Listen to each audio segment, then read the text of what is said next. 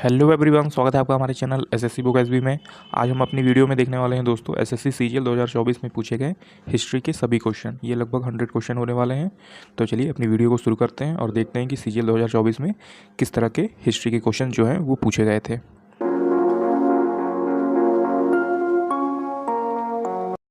पहला क्वेश्चन जो आता है वो हमसे पूछा गया है, निम्नलिखित में से किसके द्वारा 1929 में बिहार प्रांतीय किसान सभा का गठन किया गया था। तो ये किया गया था स्वामी सहजानंद सरस्वती के द्वारा। तो आपने याद रखा कि 1929 में बिहार प्रांतीय किसान सभा का गठन किया गया था स्वामी सहजानंद सरस्वती के द्वारा।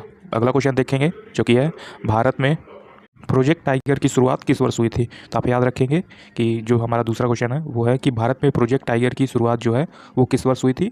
तो 1973 में हुई थी, 1973 में हुई थी। तो आप इसे याद रखें कि भारत में प्रोजेक्ट टाइगर की जो शुरुआत हुई थी वो 1973 में हुई थी। अगला क्वेश्चन आता है हमारा, महेंद्र वर्मन प्रथम निम्नलिखित में से किस राजवंश का जो शासक था। तो महेंद्र वर्मन प्रथम जो था वो पल्लव राजवंश का शासक था। तो आप याद रखेंगे ये नाम कि महेंद्र वर्मन प्रथम, महेंद्र वर्मन फर्स्ट जो है वो पल्लव राजवंश का शासक हुआ करता था। अगला क्वेश्चन आता है हमारा, 1867 में मुंबई में प्रार्थना समाज की स्थापना किसने की थी। जो प्रार्थना समाज था उसकी स्थापना किया था आत्माराम पांडुरंग ने। तो आप इनका नाम याद रखेंगे कि 1867 में मुंबई में प्रार्थना समाज की स्थापना किया था आत्माराम पांडुरंग ने। अगला क्वेश्चन आता है हमारा, निम्नलिखित में से किस क्रांतिकारी के नेतृत्व में चटगांव शस्त्रागार पर छापा मारा गया। तो ये मारा गया था सूर्यसेन के नेतृत्व में। तो आप इनका नाम याद रखेंगे कि कौन से क्रांतिकारी के थे। तो वो सूर्यसेन थे जिनके नेतृत्व में चटगांव शस्त्रागार पर छापा जो है वो मारा गया था। अगला क्वेश्चन आता है, वर्ष 1952 में निम्नलिखित में से किसने फिल्म अमर भूपाली जो एक दो भाषाओं में निर्मित की जा रही थी अपनी आवाज़ दी और उन्होंने बंगाली और मराठी दोनों में गीत गाए। तो ये कौन थे जिन्होंने दोनों में गीत गाए थे। तो इनका नाम था मन्ना डे। तो आप इनका नाम याद रखेंगे कि इन्होंने फिल्म अमर भूपाली में जो एक साथ दो भाषाओं में बनाई जा रही थी उसमें इन्होंने मराठी और बंगाली दोनों में जो है वो गाना गाया था। तो इनका नाम था मन्ना डे। अगला क्वेश्चन आता है, रुद्रदामन में निम्नलिखित शिलालेखों में से कौन सा शुद्ध संस्कृत में रचित प्रारंभिक भारत का पहला राजकीय शिलालेख है। तो ये गिरनार है। तो आप ये नाम याद रखेंगे कि रुद्रदामन में लिखित जो शिलालेख है वो प्रारंभिक भारत का पहला राजकीय शिलालेख है। वो है कौन से भाषा में रचित है। तो वो गिरनार में है। अगला है, 1307 से 1308 ईस्वी में अलाउद्दीन खिलजी का पहला दक्षिणी अभियान निम्नलिखित में से किस क्षेत्र में हुआ था। तो ये देवगिरी में हुआ था। तो आप ये नाम याद रखेंगे कि देवगिरी में 1307 से 1308 में अलाउद्दीन खिलजी का पहला दक्षिणी अभियान जो है वो हुआ था। अगला क्वेश्चन आता है हमारा, निम्नलिखित में से किसने सहायक गठबंधन की प्रणाली तैयार की। तो कौन से थे जिन्होंने गठबंधन की प्रणाली तैयार की। तो लॉर्ड वेलेजली थे। तो आप इनका नाम याद रखेंगे कि किसने सहायक गठबंधन की प्रणाली तैयार की। तो लॉर्ड वेलेजली इनका नाम था। अगला क्वेश्चन आता है, निम्नलिखित में से कौन से अधिनियम के तहत भारत पर शासन करने की शक्ति अंग्रेजी ईस्ट इंडिया कंपनी से ब्रिटिश क्राउन को हस्ताक्षरित कर दी गई थी। तो ये भारत सरकार अधिनियम था।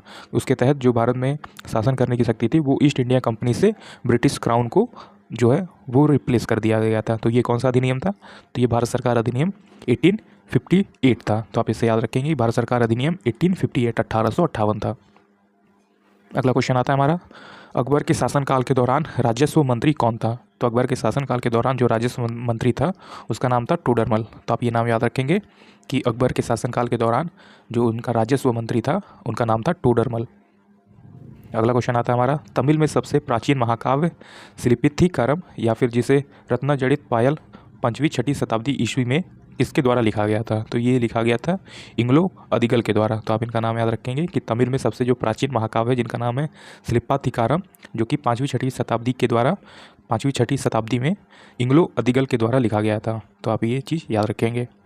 अगला है, ब्रिटिश भारत में किस गवर्नर जनरल ने सती प्रथा को कानूनी रूप से समाप्त करने में राजा राम मोहन राय की मदद की थी। तो ये कौन थे। तो ये थे लॉर्ड विलियम बेंटिंग। इन्होंने सती प्रथा को कानूनी रूप से समाप्त करने में, एंड करने में राजा राम मोहन राय की हेल्प की। अगला क्वेश्चन है हमारा, निम्नलिखित में से कौन सा स्थान 1917 के गांधी जी के सत्याग्रह से संबंधित है। तो 1917 में कौन सा सत्याग्रह हुआ था। तो चंपारण सत्याग्रह हुआ था। तो आप ये डेट और ये ईयर याद रखेंगे कि 1917 में गांधी जी के सत्याग्रह से संबंधित है कौन सा। तो चंपारण संबंधित है जो कि 1917 में हुआ था। अगला क्वेश्चन आता है 7वीं शताब्दी ईस्वी में इस्लाम नामक एक नए धर्म का जन्म डैश में हुआ। तो इस्लाम नामक एक जो नया धर्म बना 7वीं शताब्दी में, उसका जन्म कहाँ हुआ था? तो अरब में हुआ था या फिर अरेबिया में हुआ था। तो आप इसे याद रखेंगे कि 7वीं शताब्दी में इस्लाम नामक एक नया धर्म बना था जो कि अरब में जो है वो जन्म लिया था।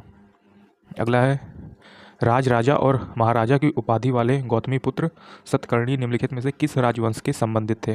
तो ये सातवाहन से संबंधित थे। तो आप ये नाम याद रखेंगे कि राज राजा और महाराजा की उपाधि वाले गौतमीपुत्र सतकर्णी निम्नलिखित में से किस राजवंश से संबंधित थे? तो सातवाहन राजवंश से संबंधित हुआ करते थे।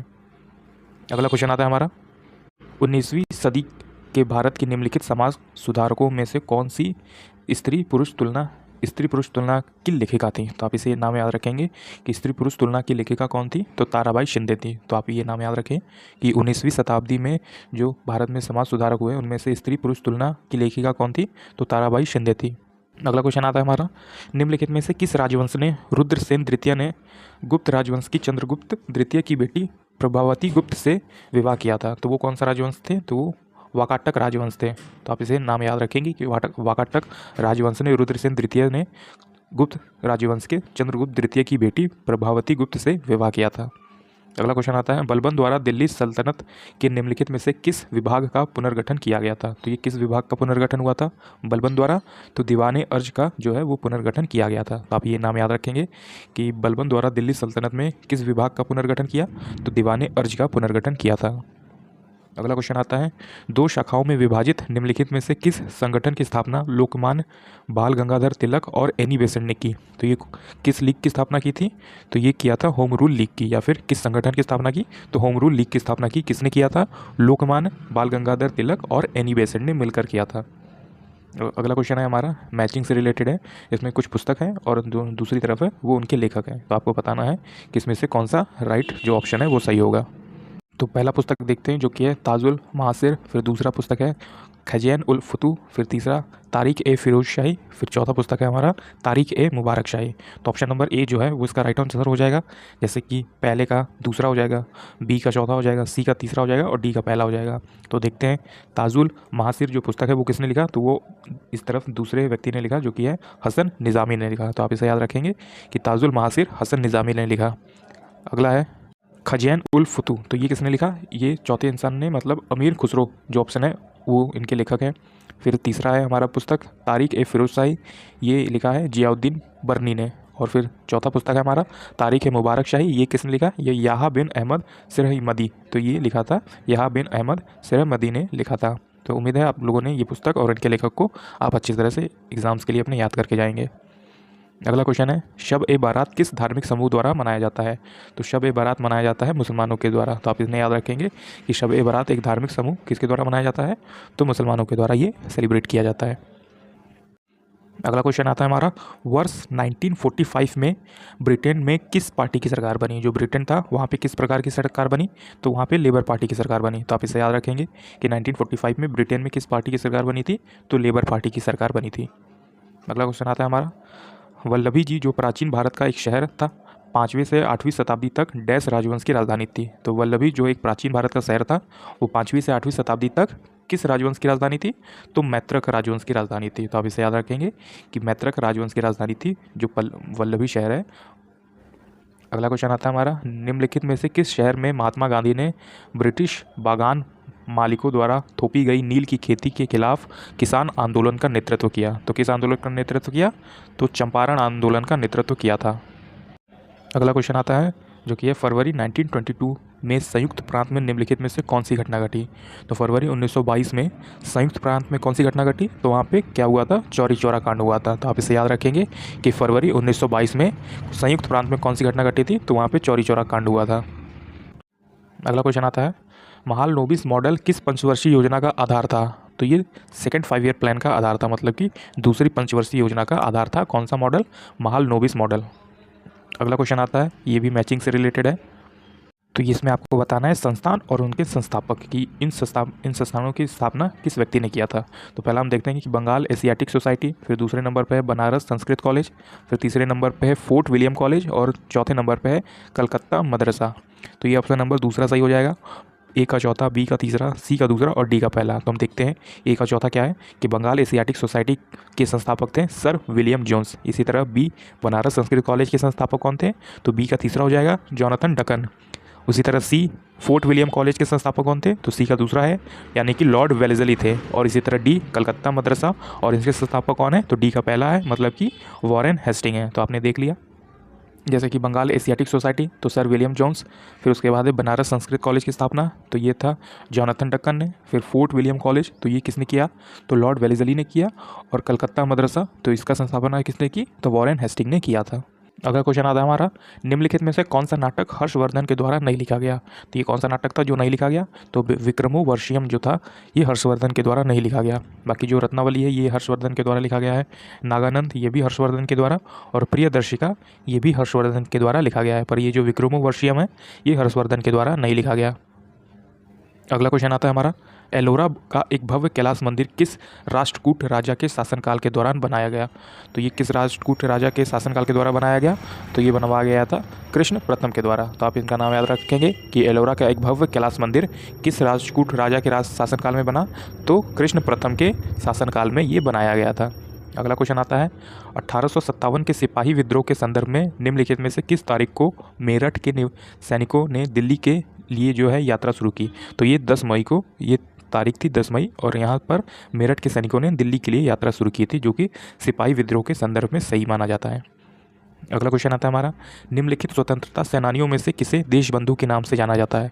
तो देशबंधु के नाम से किसे जाना जाता था, तो चित्तरंजन दास को जाना जाता था। तो आप इनका नाम याद रखेंगे कि चित्तरंजन दास को देशबंधु के नाम से जाना जाता था। अगला क्वेश्चन आता है, चंद बरदाई की प्रसिद्ध साहित्यिक कृति डैश में पृथ्वीराज चौहान की प्रेम कहानी और वीरतापूर्व कार्यों का उल्लेख है। तो चंद बरदाई जो की प्रसिद्ध साहित्यिक कृति का नाम पूछा गया है, तो ये कौन सी कृति थी, तो पृथ्वीराज रासो, और इसी में क्या है कि पृथ्वीराज चौहान की प्रेम कहानी और उनकी वीरतापूर्व कार्यों का उल्लेख किया गया है। तो पृथ्वीराज रासो किसने लिखा, चंद बरदाई ने लिखा था। अगला है, निम्नलिखित में से कौन मुख्य रूप से 1893 में शिकागो में आयोजित की गई विश्व धर्म संसद से संबंधित है। तो ये कौन संबंधित है, तो स्वामी विवेकानंद संबंधित है। तो आप इनका नाम याद रखेंगे कि 1893 में शिकागो में आयोजित की गई विश्व धर्म संसद से संबंधित है स्वामी विवेकानंद। वीडियो में आगे बढ़ने से पहले दोस्तों एक इंपॉर्टेंट इन्फॉर्मेशन आप सभी के लिए, अगर आप 2025 एसएससी एग्जाम्स की तैयारी कर रहे हैं, चाहे वो सीजीएल हो, सीपीओ हो, सीएचएसएल, एमटीएस, जीडी, स्टेनो या फिर सिलेक्शन पोस्ट, तो आपके लिए इंग्लिश वोकेबलरी की बुक काफ़ी यूजफुल हो सकती है। ये बुक जो है वो ई बुक है, आपको इसका PDF मिल जाएगा मात्र 39 रुपीज़ में। आप अगर हमें नीचे व्हाट्सअप नंबर दिया है उस पर मैसेज करेंगे तो ये ई बुक आपको मात्र 39 रुपीज़ में मिल जाएगी। इस बुक में हमने दिया है आपको 1 word substitution, idiom and phrases, synonym, antonym और फ्रेजल वर्ब। जैसा आप सभी जानते हैं फ्रेजल वर्ब भी बहुत ज़्यादा इंपॉर्टेंट हो गया अभी एसएससी एग्जाम्स में। 1 से 2 क्वेश्चन आपको इंग्लिश में फ्रेजल वर्ब से देखने को मिल जाएंगे। तो ये काफ़ी यूजफुल बुक होने वाली है। इसमें आप देख लीजिए कि आपको सभी चीज़ें जो है, सभी टॉपिक वो अल्फ़ाबेटिकल ऑर्डर में देखने को मिल जाएंगे, और इसमें काफ़ी अच्छी खासी मात्रा में सभी टॉपिक हैं। तो आपको इसमें कोई भी ज़्यादा दिक्कत नहीं आएगी। इसमें आपको प्री और मेंस सभी तरीके के एग्जाम्स में रिलेटेड जो भी क्वेश्चन पूछे गए हैं वो सभी इसमें ऐड मिलेंगे। जैसा कि सिनोनिम, एंटोनिम आप देख सकते हैं, फ्रेजल वर्ब आप देख सकते हैं, ये भी अल्फ़ाबेटिकल ऑर्डर में जो है वो सभी दिया हुआ है।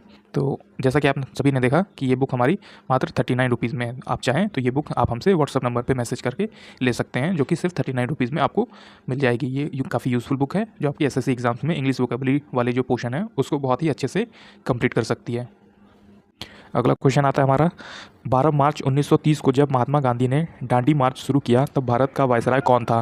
तो ये था लॉर्ड इरविन। तो आप इसका नाम याद रखेंगे कि 12 मार्च 1930 को जब दांडी मार्च शुरू हुआ तब उस समय भारत का वायसराय कौन था, तो लॉर्ड इरविन थे। अगला क्वेश्चन आता है हमारा, हड़प नीति भारत के निम्नलिखित में से किस गवर्नर जनरल द्वारा तैयार की गई एक विलय नीति थी।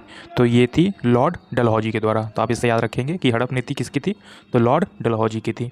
अगला क्वेश्चन आता है हमारा, 1817 में खुदरा का विद्रोह निम्नलिखित में से किस क्षेत्र में किया गया। तो खुदरा का विद्रोह किया गया था उड़ीसा में। तो आप इस याद रखेंगे कि 1817 में खुदरा का विद्रोह किया गया था किस क्षेत्र में, तो ये उड़ीसा में किया गया था। अगला क्वेश्चन आता है हमारा, जेम्स रेलवे ने हिंदुस्तान का मानचित्र तैयार करने के लिए किसने कहा था। तो जेम्स रेलवे को जो हिंदुस्तान का मानचित्र तैयार करने के लिए कहा गया था वो थे रॉबर्ट क्लाइव। तो रॉबर्ट क्लाइव ने जेम्स रेलवे को कहा था कि आप हिंदुस्तान का मानचित्र तैयार कीजिए। अगला क्वेश्चन आता है हमारा, सबसे महान चोल शासकों में से एक राजराज प्रथम ने 985 ईस्वी में डैश तक शासन किया। तो कब तक, 985 ईस्वी से 1014 ईस्वी तक शासन किया। इनका नाम याद रखेंगे कि जो सबसे महान चोल शासक में से एक राजा राज प्रथम ने 1985 ईस्वी से 1014 ईस्वी तक शासन किया था। अगला क्वेश्चन आता है हमारा, महात्मा गांधी की जयंती भारत के राष्ट्रीय पर्व के रूप में मनाई जाती है, निम्नलिखित में से किस वर्ष गांधी जी का जन्म हुआ? तो 1869 में गांधी जी का जन्म हुआ। तो आप ये ईयर याद रखेंगे कि 1869 में महात्मा गांधी जी का जन्म हुआ था। अगला क्वेश्चन है, निम्नलिखित मौर्य राजाओं में से पियदस्सी नाम किससे संबंधित है? तो निम्नलिखित मौर्य राजाओं में से पियदस्सी नाम संबंधित है अशोक से। तो आप ये नाम याद रखेंगे कि पियदस्सी नाम किससे संबंधित है? तो अशोक से संबंधित है। अगला क्वेश्चन आता है हमारा, निम्नलिखित में से कौन मुगल सम्राट अकबर के शासनकाल में वकील था जिन्हें खान ए खाना की उपाधि प्राप्त थी? तो खान ए खाना की उपाधि किसे प्राप्त थी? तो ये बैरम खान को प्राप्त थी। तो आप इसे याद रखेंगे कि मुगल सम्राट अकबर के शासनकाल में एक वकील हुआ करता था जिसे खान ए खाना की उपाधि प्राप्त थी, उसका नाम था बैरम खान। अगला क्वेश्चन आता है हमारा, गांधी इरविन समझौता पर किस वर्ष हस्ताक्षर हुए थे? मतलब किस वर्ष ये साइन हुआ था? तो 1931 में, 1931 में गांधी इरविन समझौता जो है वो हुआ था। अगला क्वेश्चन आता है हमारा, निम्नलिखित में से कौन मुगल सम्राट बाबर का उत्तराधिकारी था? तो मुगल सम्राट बाबर के बाद कौन उत्तराधिकारी बना? तो हुमायूं बना। तो आप ये याद रखेंगे कि बाबर के बाद जो उत्तराधिकारी था वो उनका नाम हुमायूं था। अगला क्वेश्चन आता है हमारा, निम्नलिखित में से कौन सा जानवर चोल राजवंश का प्रतीक था? तो कौन सा जानवर चोल राजवंश का प्रतीक था? तो वो जानवर था बाघ। तो आप ये याद रखेंगे कि चोल राजवंश का प्रतीक था बाघ। अगला क्वेश्चन आता है, डिमेकस जो एक यूनानी राजदूत था मौर्य राजा डैश के शासनकाल के दौरान भारत आया? तो डिकमस यूनानी राजदूत था जो किसके शासनकाल में भारत आया? तो मौर्य राजा बिंदुसार के शासनकाल में भारत आया। तो आप ये नाम याद रखेंगे कि डिमेकस जो एक यूनानी राजदूत था वो मौर्य राजा बिंदुसार के शासनकाल में भारत आया था। अगला क्वेश्चन है हमारा, 8वीं शताब्दी में भारत के निम्नलिखित में से किस पाल राजा के संरक्षण में विक्रमाशिला विश्वविद्यालय की स्थापना की गई? तो इनका नाम था धर्मपाल। तो आपने देखा 8वीं शताब्दी में भारत में निम्नलिखित में से किस पाल राजा के संरक्षण में विक्रमाशिला विश्वविद्यालय की स्थापना की गई थी? तो उनका नाम था धर्मपाल। अगला क्वेश्चन आता है हमारा, द्वितीय गोलमेज सम्मेलन में महात्मा गांधी ने निम्नलिखित में से किस दल का प्रतिनिधित्व किया? तो ये कौन सा दल था? तो भारतीय राष्ट्रीय कांग्रेस दल था। तो आप ये याद रखेंगे कि द्वितीय गोलमेज सम्मेलन में महात्मा गांधी ने किस दल का प्रतिनिधित्व किया? तो भारतीय राष्ट्रीय कांग्रेस का प्रतिनिधित्व किया था। अगला क्वेश्चन है हमारा, निम्नलिखित में से किसने 1814 में आत्मीय सभा का स्थापना किया? तो 1814 आत्मीय सभा की स्थापना किसने की? तो राजा राम मोहन राय ने किया था। अगला क्वेश्चन आता है हमारा, सिधो और कन्हू निम्नलिखित में से किस आदिवासी विद्रोह के नेता थे? तो ये संताल विद्रोह के नेता थे। तो आप इनका नाम याद रखेंगे कि सिधो और कन्हू निम्नलिखित में से किस आदिवासी विद्रोह के नेता थे? तो संताल विद्रोह के नेता थे। अगला क्वेश्चन आता है हमारा, वैदिक काल में प्रचलित वर्ण व्यवस्था के अनुसार निम्नलिखित में से कौन सा एक वर्ण नहीं था? तो ये समिति जो है वो वर्ण नहीं था। तो आप ये याद रखेंगे कि वैदिक काल में प्रचलित वर्ण व्यवस्था के अनुसार निम्नलिखित में से कौन सा वर्ण नहीं था? तो समिति जो है वो एक वर्ण नहीं था। अगला क्वेश्चन आता है हमारा, 1828 में कलकत्ता में ब्रह्म समाज की स्थापना किसने की? तो राजा राम मोहन राय ने किया था। तो आप इसे याद रखेंगे, 1828 कलकत्ता में ब्रह्म समाज की स्थापना किए थे राजा राम मोहन राय ने। अगला क्वेश्चन आता है हमारा, किस भारतीय राजनेता को लोकनायक कहा जाता था? तो आपका ऑप्शन नंबर चौथा सही आंसर हो जाएगा। जयप्रकाश नारायण को भारतीय राजनेता को लोकनायक कहा जाता था। तो आप इसे याद रखेंगे कि किस भारतीय राजनेता को लोकनायक कहा जाता था? तो जयप्रकाश नारायण को कहा जाता था। अगला क्वेश्चन आता है हमारा, भारत में 1792 में निम्नलिखित में से किस गवर्नर जनरल द्वारा दरोगा प्रणाली की शुरुआत की गई थी? तो लॉर्ड कार्नवालिस के द्वारा इसकी शुरुआत की गई थी। तो आप इसे याद रखेंगे कि भारत में 1792 में किस गवर्नर जनरल के द्वारा दरोगा प्रणाली की शुरुआत की गई? तो लॉर्ड कार्नवालिस के द्वारा इसकी शुरुआत की गई थी। अगला क्वेश्चन आता है हमारा, 1873 में अमृतसर में निम्नलिखित में से कौन सा सिख सुधार आंदोलन प्रारंभ हुआ? तो सिंह सभा आंदोलन ये प्रारंभ हुआ। तो आप इसे याद रखेंगे कि 1873 में अमृतसर में निम्नलिखित में से कौन से सिख सुधार आंदोलन का आरंभ हुआ? तो सिंह सभा आंदोलन का ये आरंभ हुआ था। अगला क्वेश्चन आता है हमारा, निम्नलिखित में से अशोक के किस शिलालेख में कलिंग युद्ध का उल्लेख किया गया है? तो ये 13वें शिलालेख में कलिंग युद्ध का उल्लेख जो है वो आपको मिलता है। तो आप इसे याद रखेंगे कि अशोक के किस प्रमुख शिलालेख में कलिंग युद्ध का उल्लेख मिलता है? तो 13वें शिलालेख में ये उल्लेख मिलता है कलिंग युद्ध का। अगला क्वेश्चन है हमारा, निम्नलिखित में से किस घटना के कारण रविंद्रनाथ टैगोर ने अपनी पीड़ा व्यक्त करते हुए ब्रिटिश सरकार को उनकी नाइटहुड की उपाधि लौटा दी थी? तो ये कौन सी घटना थी? तो ये जलियांवाला बाग हत्याकांड था। तो इसी के कारण दुखी होकर रविंद्रनाथ टैगोर ने अपनी जो नाइटहुड की उपाधि अंग्रेजों ने उन्हें दी थी वो उनको लौटा दी थी, वापस कर दी थी। अगला क्वेश्चन आता है हमारा, भारत में निम्नलिखित में से किस नेता द्वारा एक स्वैच्छिक संगठन खुदाई खिदमतगार स्थापित किया गया था? तो ये किया गया था खान अब्दुल गफ्फार खान के द्वारा। तो आप इसे याद रखेंगे कि किस नेता के द्वारा एक स्वैच्छिक संगठन खुदाई खिदमतगार स्थापित किया गया? तो खान अब्दुल गफ्फार खान के द्वारा ये किया गया था। अगला क्वेश्चन है हमारा, निम्नलिखित में से किस शासन के दौरान चतुर्थ बौद्ध संगति में बौद्ध धर्म जो विचारधाराएं हीनयान और महायान में विभाजित हो गई वो कौन थे? तो कुषाण थे। तो आप इसे याद रखेंगे कि किस शासन के दौरान चतुर्थ बौद्ध संगति में बौद्ध धर्म की दो विचारधाराएं हीनयान और महायान विभाजित हो गए? तो वो कुषाण। अगला क्वेश्चन आता है हमारा, गुट निरपेक्ष आंदोलन का पहला आधिकारिक शिखर सम्मेलन जो है वो कहाँ आयोजित किया गया? तो युगोस्लाविया में ये आयोजित हुआ था। युगोस्लाविया में ये आयोजित हुआ था गुट निरपेक्ष आंदोलन का पहला शिखर सम्मेलन। अगला क्वेश्चन है हमारा, 10वीं शताब्दी में भारत में महारानी देहा उत्तर भारत के निम्नलिखित में से किस क्षेत्र की शासिका बनी? तो ये कश्मीर क्षेत्र की जो है वो शासिका बनी। तो आप इसे याद रखेंगे कि 10वीं शताब्दी में भारत में महारानी देहा उत्तर भारत में निम्नलिखित में से कश्मीर की शासिका बनी। अगला है, निम्नलिखित में से किस वर्ष वी.डी. सावरकर को अंग्रेजों द्वारा अंडमान जेल भेजा गया था? तो ये 1911 की बात है। उसी समय वी.डी. सावरकर को अंग्रेजों द्वारा अंडमान जेल भेजा गया था 1911 में। अगला क्वेश्चन आता है हमारा, निम्नलिखित में से कौन आमतौर पर मौर्य के अधीन प्रांतीय प्रशासन का नेतृत्व करता था? तो ये कौन करता था? तो ये कुमार करते थे। तो आप इन्हें याद रखेंगे कि कौन आमतौर पर मौर्य के अधीन प्रांतीय प्रशासन का नेतृत्व करता था? तो कुमार किया करते थे। अगला क्वेश्चन है हमारा, वॉरेन हेस्टिंग के अधीन पारित निम्नलिखित में से किस अधिनियम को हाफ लोफ सिस्टम भी कहा जाता था? तो ये क्या था? ये था पिट्स इंडिया अधिनियम 1784। तो आप इसे याद रखेंगे कि वॉरेन हेस्टिंग के अधीन पारित किस अधिनियम को हाफ लोफ सिस्टम भी कहा जाता था? तो ये पिट्स इंडिया अधिनियम 1784 जो है इसे ही कहा जाता था हाफ लोफ सिस्टम। अगला क्वेश्चन आता है, ये काफ़ी इंपॉर्टेंट क्वेश्चन है कि बक्सर का युद्ध किस वर्ष लड़ा गया? तो ये 1764 में लड़ा गया था। 1764 में बक्सर का युद्ध लड़ा गया था। तो आप इसे याद रखेंगे। अगला क्वेश्चन आता है हमारा, 1924 में आयोजित भारतीय राष्ट्रीय कांग्रेस के बेलगाम अधिवेशन के अध्यक्ष निम्नलिखित में से कौन थे? तो ये महात्मा गांधी थे। तो आप इसे याद रखेंगे, 1924 में जो बेलगाम अधिवेशन या अध्यक्षता की थी भारतीय राष्ट्रीय कांग्रेस की तरफ से वो महात्मा गांधी थे। अगला क्वेश्चन आता है हमारा, निम्नलिखित में से किस वर्ष में स्थायी बंदोबस्त लागू किया गया? तो स्थायी बंदोबस्त किस वर्ष लागू हुआ? ये 1793 में लागू हुआ था। तो आप इसे याद रखेंगे कि स्थायी बंदोबस्त लागू हुआ 1793 में, 1793 में। अगला क्वेश्चन आता है हमारा, निम्नलिखित में से कौन सा युद्ध 1527 में बाबर और राणा संगा के बीच लड़ा गया? तो बाबर और राणा संगा के बीच कौन सा युद्ध लड़ा गया था? तो खानवा का युद्ध जो था वो लड़ा गया था। और ये कौन सा ईयर की बात है? तो 1527 में ये युद्ध लड़ा गया था। किसके बीच? बाबर और राणा संगा के बीच, जो कि खानवा के युद्ध से नाम से जाना जाता है। अगला क्वेश्चन आता है हमारा, भारतीय राष्ट्रीय कांग्रेस के अध्यक्ष होने से नाते निम्नलिखित में से किसने 1929 में ब्रिटिश राजपूत में स्वतंत्रता का आह्वान किया था? तो ये किसने किया था? जवाहरलाल नेहरू ने किया था। तो आप इसे याद रखेंगे कि भारतीय राष्ट्रीय कांग्रेस के अध्यक्ष होने के नाते किसने 1929 में ब्रिटिश राज के पूर्ण स्वतंत्रता का आह्वान किया? तो जवाहरलाल नेहरू ने किया था। अगला क्वेश्चन आता है हमारा, दिल्ली के निम्नलिखित में से किस सुल्तान ने मुख्य रूप से विस्तार के बजाय शुद्धिकरण की नीति अपनाई? तो ये कौन से थे? तो इनका नाम था बलबन। तो आप इन्हें याद रखेंगे कि दिल्ली के निम्नलिखित में से किस सुल्तान ने? तो बलबन ने जो है विस्तार के बजाय शुद्धिकरण की नीति अपनाई थी। अगला है, 1936 में स्वतंत्र लेबर पार्टी की स्थापना डैश के द्वारा की गई थी। तो किसके द्वारा की गई थी? डॉक्टर बी आर अम्बेडकर के द्वारा ये किया गया था। तो आप इसे याद रखेंगे कि 1936 में स्वतंत्र लेबर पार्टी की स्थापना किया गया था डॉक्टर बी आर अम्बेडकर के द्वारा।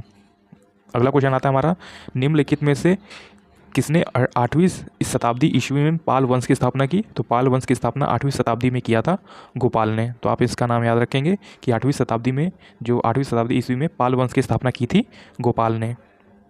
अगला है, मत्तविलास प्रहसन के रचयिता महेंद्र वर्मन प्रथम निम्नलिखित में से किस शासक राजवंश में संबंधित है? तो ये किस शासक से राजवंश से संबंधित थे? तो पल्लव राजवंश से संबंधित थे। तो आप इनका नाम याद रखेंगे कि महेंद्र वर्मन प्रथम जो है वो किस राजवंश से संबंधित थे? तो पल्लव राजवंश से जो है वो संबंधित थे। अगला क्वेश्चन आता है हमारा, निम्नलिखित में से किसे भारत के स्थानीय शासन के जनक के रूप में जाना जाता है? तो लॉर्ड रिपन को जाना जाता है। तो आप इनका नाम याद रखेंगे कि किसे भारत के स्थानीय शासन के जनक के रूप में जाना जाता है? तो लॉर्ड रिपन को जाना जाता है। अगला क्वेश्चन आता है हमारा, 1875 में मुंबई में आर्य समाज की स्थापना किसने की? तो दयानंद सरस्वती ने की थी। तो आप ये याद रखेंगे, काफ़ी इंपॉर्टेंट क्वेश्चन है, हर बार एग्जाम में पूछे जाते हैं। आर्य समाज, प्रार्थना समाज, तो ये काफ़ी इंपॉर्टेंट क्वेश्चन है। तो आर्य समाज की स्थापना किया था स्वामी दयानंद सरस्वती ने। अगला क्वेश्चन आता है हमारा, रजिया सुल्ताना सल्तनत की पहली और एकमात्र महिला शासक थी जो डैश के सिंहासन पर बैठी, जो मतलब 1236 ईस्वी में सिंहासन पर बैठी। तो आप इनका नाम याद रखेंगे कि 1236 ईस्वी में रजिया सुल्तान एकमात्र महिला शासक थी।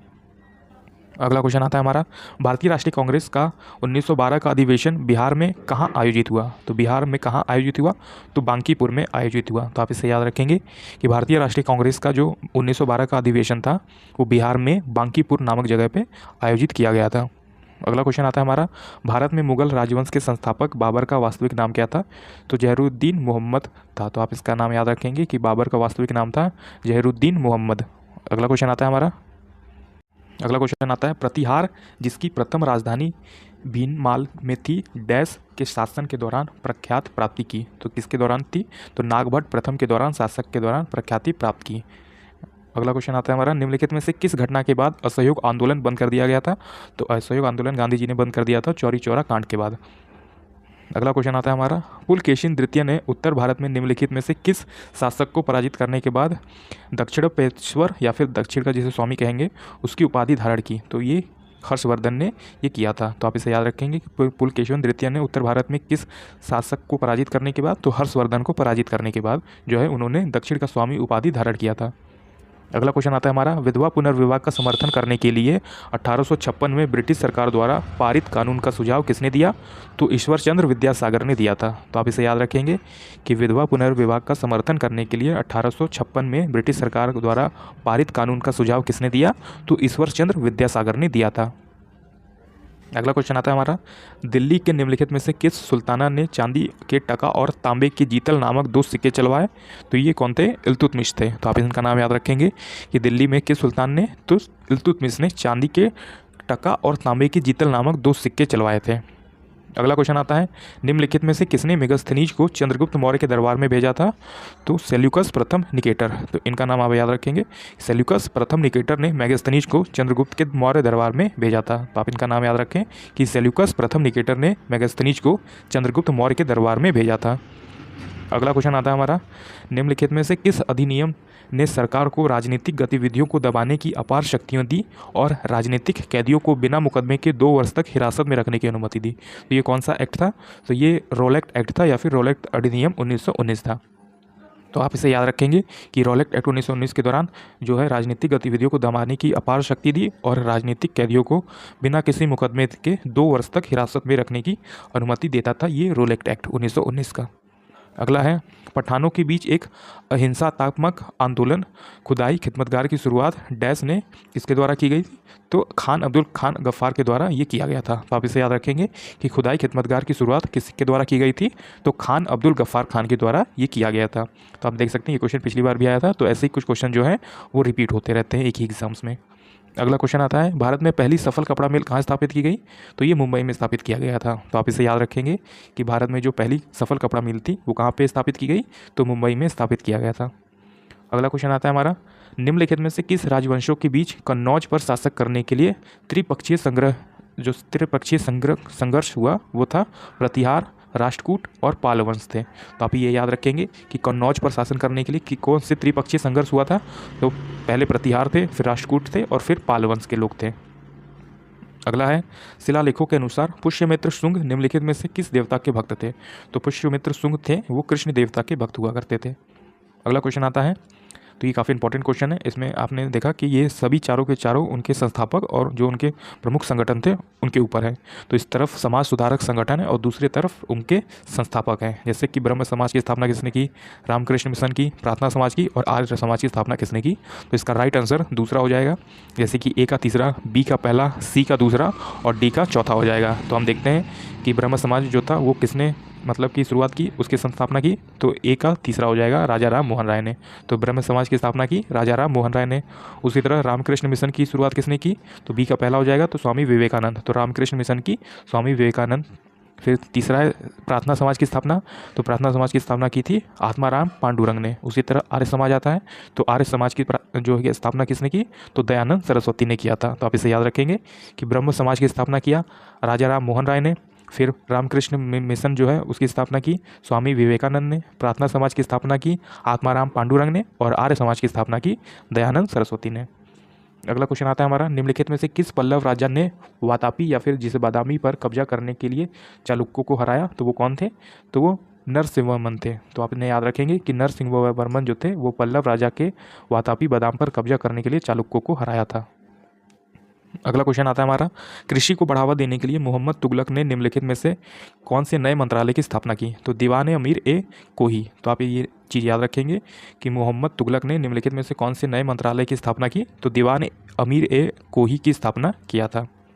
अगला क्वेश्चन आता है ना हमारा, जो कि है 1857 की क्रांति मई में भारत की किस छावनी से आरंभ हुई थी? तो ये मेरठ से आरंभ हुई थी। आप इसे याद रखेंगे कि 1857 की क्रांति मई के भारत की किस छावनी से आरंभ हुई? तो मेरठ से आरंभ हुई थी। अगला क्वेश्चन आता है हमारा, चंदेरी के मेदिनी राय, मेवात के हसन खान और महमूद लोदी निम्नलिखित में से किस मुगल शासक के खिलाफ लड़ने के लिए अपनी सेना सहित राणा संगा के साथ मिले थे? तो ये किस शासक के खिलाफ था? तो बाबर के खिलाफ लड़ने के लिए ये सभी लोग एक साथ मिले थे। जैसे चंदेरी के मेदिनी राय, मेवात के हसन खान और महमूद लोदी किस मुगल शासक के? तो बाबर से लड़ने के खिलाफ ये अपनी सेना सहित राणा संगा से मिल गए थे। अगला क्वेश्चन आता है हमारा, निम्नलिखित में से कौन सा दल या फिर पार्टी भारतीय राष्ट्रीय कांग्रेस के दौरान सैन फ्रांसिस्को संयुक्त अमेरिका की शुरुआत किया गया था? ये कौन सी थी? गदर पार्टी। तो आप इसे याद रखेंगे कि ये कौन सा दल या कौन सी पार्टी थी जिसे भारतीय राष्ट्रीय कांग्रेस के दौरान सैन फ्रांसिस्को संयुक्त राज्य अमेरिका में शुरू किया गया था? तो ये गदर पार्टी थी। अगला क्वेश्चन आता है हमारा, पालो प्रतिहारों और डैश के बीच त्रिपक्षीय संघर्ष हुआ? तो ये राष्ट्रकूटों के बीच हुआ था। तो आप इसे याद रखेंगे कि पालो प्रतिहारों और राष्ट्रकूटों के बीच त्रिपक्षीय संघर्ष हुआ था। अगला क्वेश्चन आता है हमारा, गुरु घासीदास ने ब्रिटिश भारत में चमड़ा श्रमिकों की सामाजिक स्थिति में सुधार के लिए निम्नलिखित में से किस आंदोलन का नेतृत्व किया? तो सतनामी आंदोलन का नेतृत्व किया था गुरु घासीदास ने।